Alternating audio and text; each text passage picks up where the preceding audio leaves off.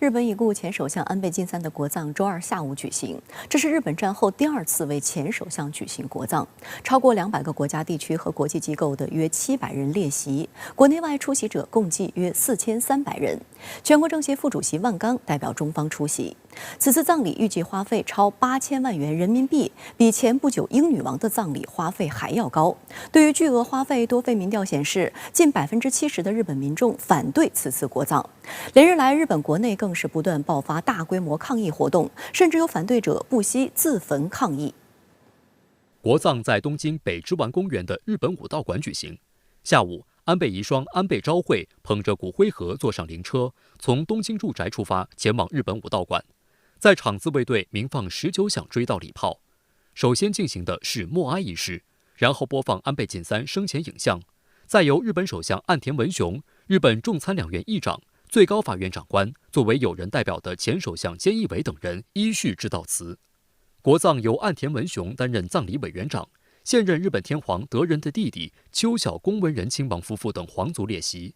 立宪民主党党首泉健太等高层缺席，共产党等政党放弃出席。美国副总统哈里斯、印度总理莫迪等海外政要列席，中国全国政协副主席万钢代表中方出席。岸田文雄在致辞时不时抬头望向安倍晋三悬挂在祭坛上方的照片。在近12分钟的悼词中，岸田详述了安倍的政治生涯，并介绍他的主要政策和成就，强调安倍晋三提升日本的国际形象和强而有力的经济。岸田赞赏安倍在加强与美国的安全关系方面取得成就，如首次提出印太的概念，大幅加强日本与美国、印度和澳大利亚的合作，打造4方安全对话。Courage is doing what is right. 安倍さん、あなたこそ勇気の人でありました。新加坡联合早报称，祭坛以富士山的形态呈现。据了解，安倍最钟爱富士山。祭坛以黄白2色花伴随绿叶点缀，还供奉着他佩戴过的国会议员徽章。这是日本战后第2次为前首相举行国葬，上一次是在55年前的吉田茂国葬。仪式预计花费金额超16亿日元，将全部由财政经费支出。日媒指出，由于日本正在面对通货膨胀和日元贬值，消费者价格指数创下31年新高，因此巨额的国葬开支引发日本国内尖锐批评。据悉，日本警察厅投入2万警力，以严加戒备的态势开展警备工作，并动用了东京警视厅和各地警方派遣的警力，包括让潜水员在护城河潜入水中探查是否有可疑物品，周边窨井也被逐一打开，对内部进行安检。日本警方还以日本武道馆周边为核心，在东京都中心地区大范围实施交通管制。日本自卫队员也有约1390人参与哀悼，包括出发时的仪仗和沿途列队敬礼。就在国葬仪式开始前几个小时，数百名日本民众在武道馆附近集会游行，抗议民众手举反对国葬的标语，呼吁政府取消当天的国葬仪式。部分抗议者还试图闯入封锁区域。连日来，日本国内多次爆发抗议，反对为安倍举行国葬。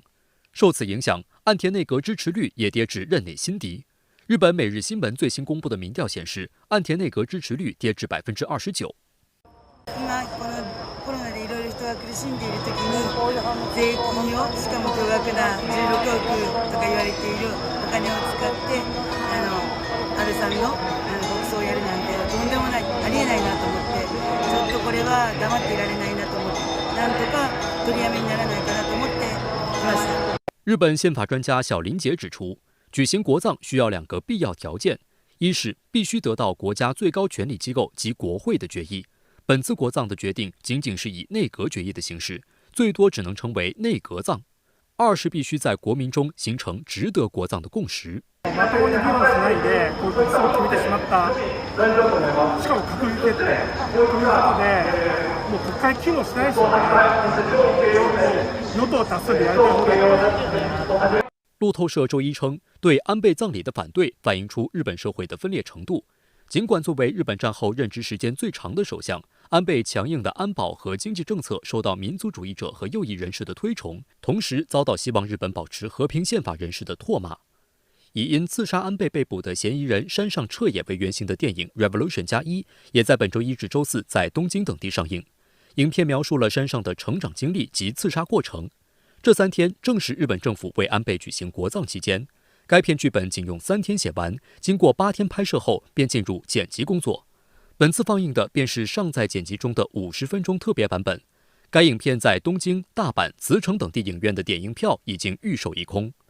彭博社周一称，当日本首相岸田文雄决定为安倍举行国葬时，很可能是为了让日本拥有一个团结时刻。但他应该没有料到，仅仅2个多月后，对安倍遇刺的同情不仅没能转化为自民党支持率的提升，民众甚至开始同情刺杀安倍的凶手。一场国葬透支了安倍留给自民党的遗产。日本社会对于安倍的评价目前并没有形成一个广泛的共识。日本已故前首相中曾根康弘他有一句名言，就是说政治家实际上是站在历史法庭的被告，这也就意味着对一位政治家的评价其实是需要经过一个漫长的时间周期的。但我们都知道，安倍其实自卸任首相包括一直到他去世，其实实际上才是仅2年的时间。这也就意味着，如果以国家最高葬礼的形式为安倍举行国葬，那么在无形中其实也拔高了安倍的这样的一个历史评价，这其实是令日本普通民众所难以接受的。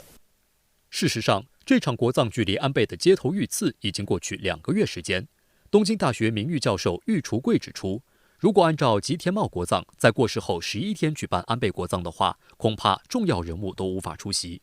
岸田政府这次坚决为安倍举办国葬，一个重要的目的是着眼于调研外交。他在7月决定举行国葬，但却把日期定在2个月后，希望有更多重要人物出席。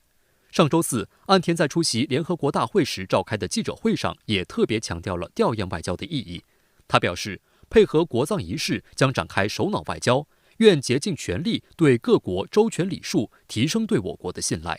美国副总统哈里斯成为 G7 7国中除日本外出席安倍国葬的唯一一位现任首脑级官员。综合日媒报道，哈里斯周一下午乘飞机抵达美军横田基地，随后在迎宾馆与岸田文雄举行会谈。